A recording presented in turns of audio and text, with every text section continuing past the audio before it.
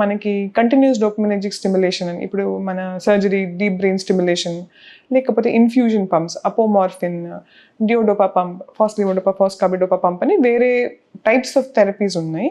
So అది వాడితే వాళ్ళు life long they can lead a normal life. దీంట్లో first thing is deep brain stimulation. మన దగ్గర ఇండియాలో చాలా సంవత్సరాల నుంచి ఉంది, 2000 నుంచి చేస్తున్నారు.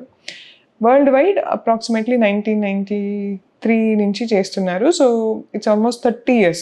డీప్ బ్రెయిన్ స్టిమ్యులేషన్ అంటే ఒక బ్రెయిన్లో ఒక వైర్ పెట్టి మనం దానికి బయట బ్యాటరీ కనెక్ట్ చేసి, మనం ఇప్పుడు ట్యాబ్లెట్ ద్వారా ఇప్పుడు డోపమిన్ ఇవ్వకుండా కరెంట్ ద్వారా, ఎలక్ట్రికల్ స్టిమ్యులేషన్ ద్వారా మనం అదే ఏరియాని, ఎక్కడ డోపమిన్ పనిచేస్తుందో అదే ఏరియాని మనం కరెంట్ ద్వారా డోపమిన్ అందిస్తున్నాం అన్నట్టు. డోపమిన్ కాదు, బట్ యాక్చువల్లీ ఆ సిగ్నల్ అందిస్తున్నాం బై ఎలక్ట్రికల్ స్టిమ్యులేషన్.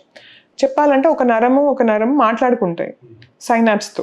సో ఆ సైనాప్స్ అనే ఒక కనెక్షన్తో.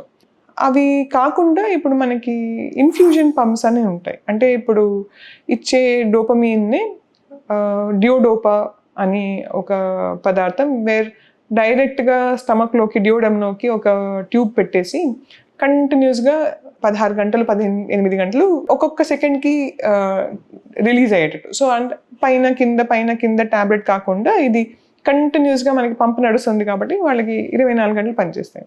అలానే ఇప్పుడు కొత్తగా వచ్చినది ఫాస్లివోడోపా, ఫాస్కాబిడోపా అని స్కిన్ ద్వారా ఇవ్వచ్చు, సబ్క్యూటేనియస్ ఇన్ఫ్యూజన్ పంప్. సో అది 24 గంటలు. అపోమార్ఫిన్ అని ఇంకొక పంప్ ఉంటుంది. సో ఇవి 4 we call them as continuous dopaminergic stimulation. అంటే ఇది ఇలా అప్ అండ్ డౌన్ కాకుండా 2 గంటలు ఇబ్బంది పడకుండా 24 గంటలు పనిచేసే ట్రీట్మెంట్ ఆప్షన్స్. సో ఇది తీసుకుంటే వాళ్ళు బాగుంటారు.